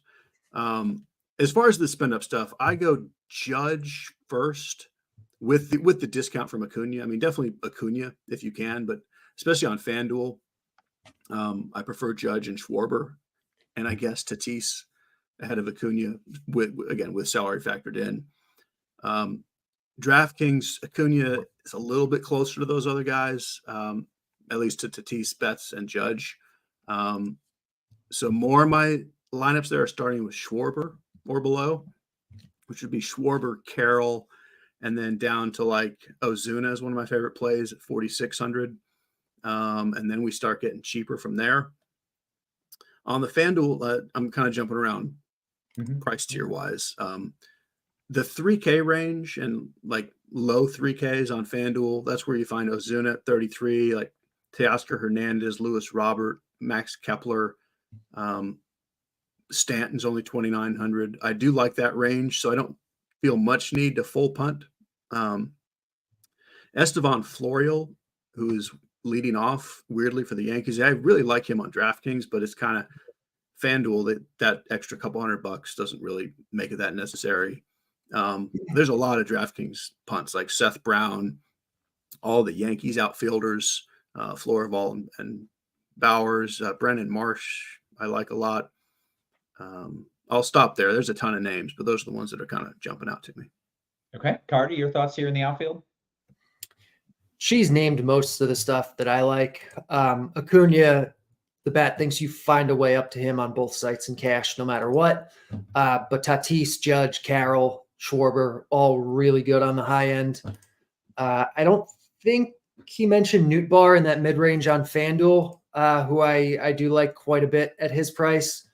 But I'm in on Florial, especially on DraftKings. I'm in on Seth Brown. Willie Castro, I think in that area is interesting. And I like Tommy Pham a good bit as well. But otherwise, he kind of mentioned everything. Okay, great. Did get a question for a weather update, and I got a comment from Travis Duarte who says, "Hey, it's raining in San Diego. What's up?" It is. It is. At least it briefly. Almost did certainly rain a hurricane. Then it's yeah. Thankfully, Cheese survived the hurricane in San Diego earlier, and probably lounged at the beach while it moved through. It's going to be fine. There was a few drops of rain. That's the heaviest that it'll rain all night. So no issues in San Diego. For those who are asking for a weather update, like Daryl in the YouTube chat, in both Washington and Minnesota, there is a chance of a game that does not go 9 innings. It will at least go 5 innings, and I feel pretty good about those games going at least 7 innings. I think the likely outcome is rain moves in the later half of those games, light rain, and they just finish up in light rain. So I think both games probably finish. If you want to be super safe and you definitely want 9 innings, then sure, you can pivot away. But my gut and my thought is that they are able to finish both of those games in rain by the end of the night. I do think it's going to rain in both games, so I can't promise they're going to finish in that rain, but that's where I'm at. I got to talk about something that you guys don't care about at all, but I am excited, Cheese. Did you see the Rays called up their top prospect, Junior Caminero? yeah, Did you see this? yeah, of course. And this is this someone you have known about previously? No, I just saw the story and then I started reading about him, and apparently he's freaking legit. I hate to break it to you, Roth, but every article ever written about a prospect makes them sound really legit. Yeah, I don't read a lot, so that makes sense. I got really excited. I don't know. I'm betting if when he gets his first start, he's going yard, and the odds are going to be like, plus. It's 800. weird. It just bugs me when they call a guy up and then don't play him. Like what? Yeah. I Why think we maybe call the him? Double-A season is over for him, so maybe that's it. But call the guy up and then play Curtis Mead and Basabi instead of him. But Yeah, I'm rooting for him. that kind of weirded me out. But anyways, Alden says I have his Bowman first auto, which I think is sports card talk for like I have a really nice card from him. So Sounds like it. hopefully he is everything that I read in the prospect article that made him sound amazing. because the dude seems incredible. Okay, hey, we've got Derek, about just let him have his moment. Don't do the thing. Just let him have his moment. He's the greatest thing. He is the greatest thing ever. I basically thought this guy was Ohtani, and you're telling me that's not the case. Let's take some QQs here. We got a lot of them coming in, both in the YouTube chat, which, by the way, if you're watching on YouTube, hit us with a little thumbs up. I'm not going to give you like marks and grades and like I need this and that, but really we're trying to keep this show free.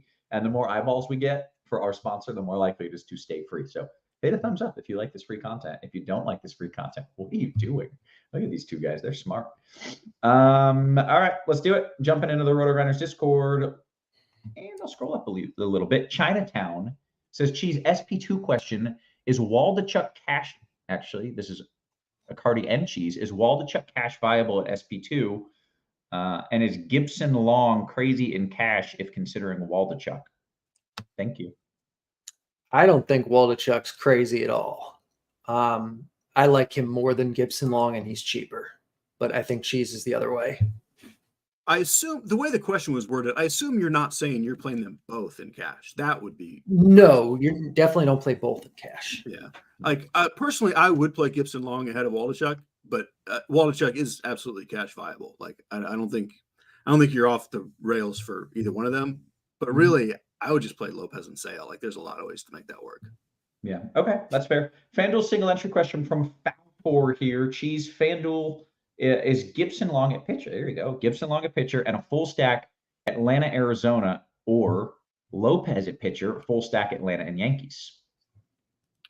I mean, I prefer the Lopez size. I do have some Gibson Long, but I really do like the Yankees, and they're cheap on FanDuel outside of Judge, so I would go that way. Okay, yeah, that is fair. Luke Cade says, "Hey, anybody play in Houston in a DKGPP? Anybody?" I think they're in the mix. Yeah, there's a lot of ways it can work out for them, whether they hit Reagans or not. I mean, they'll at least make him work hard enough that they're going to get 4 innings of bullpen and they can score. Reagans can pitch well and give up a couple runs, and then they just go nuts on that bullpen. Sure. All right. FanDuel cash question, Carty. I'm coming to you for this one here. Carol Albies or Acuna Ibanez? FanDuel cash. I really think you get Acuna. I don't think you do it with Ibanez. Ibanez's pinch hit risk is like 60%. Like you can't play a guy like that in cash, really. So I guess it's the other side, but find a way to get Acuna. Okay, great. We got a weather question, which I always approve here. Chinatown says, if wind comes into the Washington-Atlanta game with and leading up to that rain, will it be impactful to hitting? Yeah, we've got winds blowing in Washington from right center at about 10 to 15 miles per hour. And once the rain starts, it could get a little bit gusty as well. Yeah, I think it's a bit of a bump down. While you were reading it, I texted Acuna. He said he does not care. There are some guys who truly do not care. They were planning on hitting it 500 feet. If the home run turns into a double, he'll just steal third and steal home, and it's kind of the same. Yeah. North Carolina Big Hurt says, FanDuel single entry, Cheese, your very favorite pitcher and stack and a FanDuel single entry. He's basically saying, make my lineup, and you do that sometimes. You do that for the people.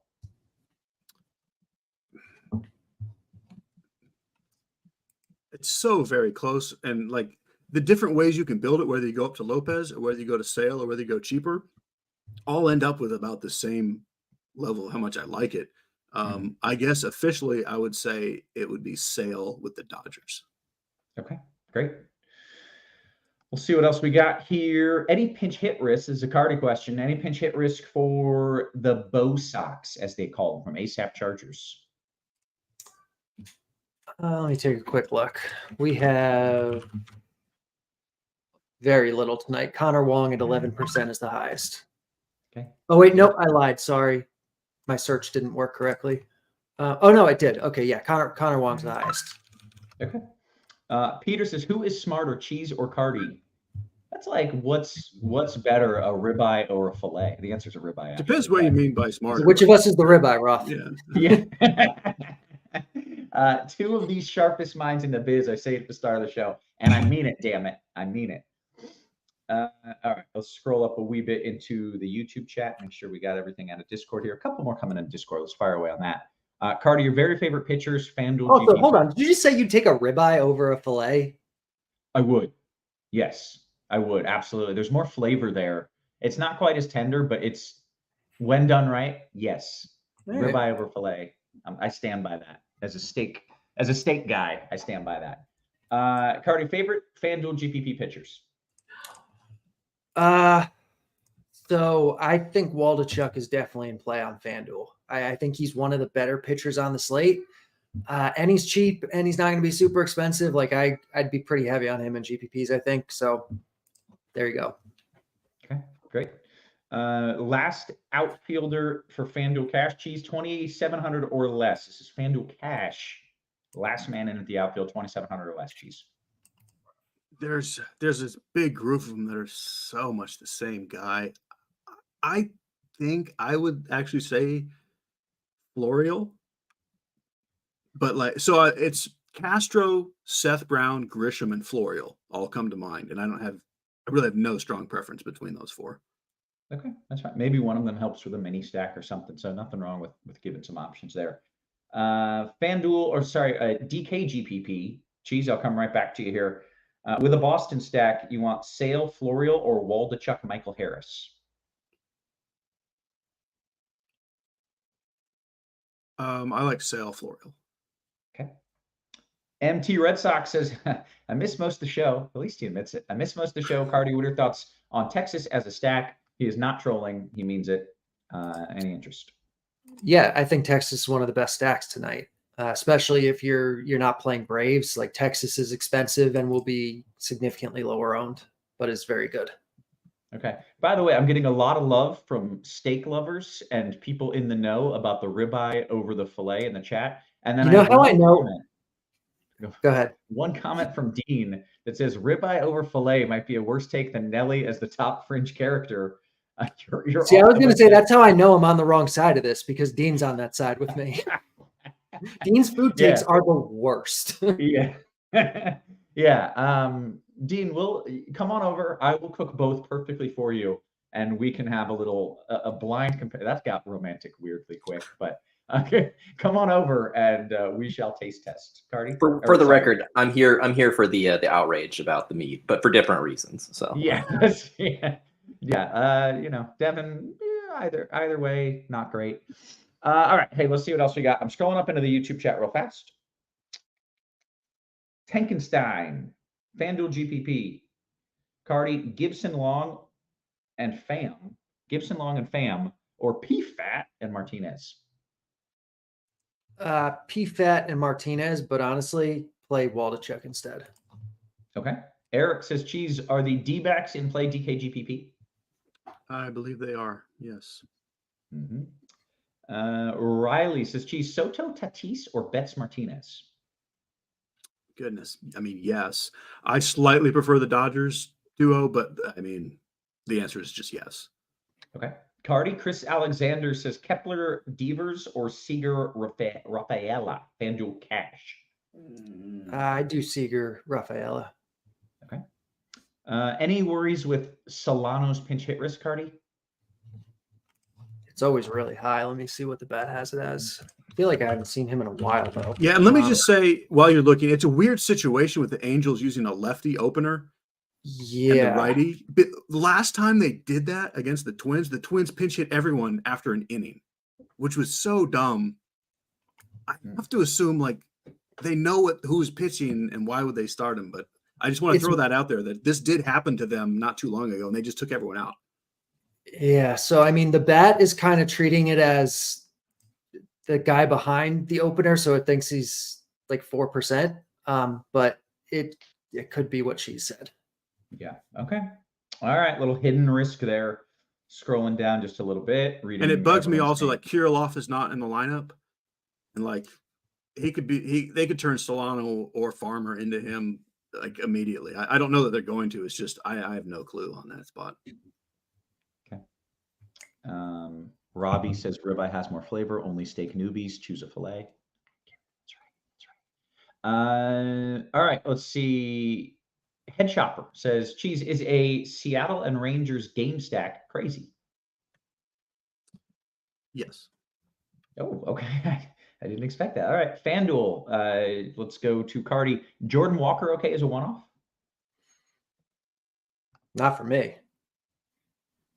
No. All right. Jordan Walker's a rookie, guys. Do I ever recommend rookies even one time? Especially true. Jordan Walker? no, that's a good point. Should have thought about that one. Let's see. DK Cash question, Carty. Devers, whatever the hell his name is, versus Riley.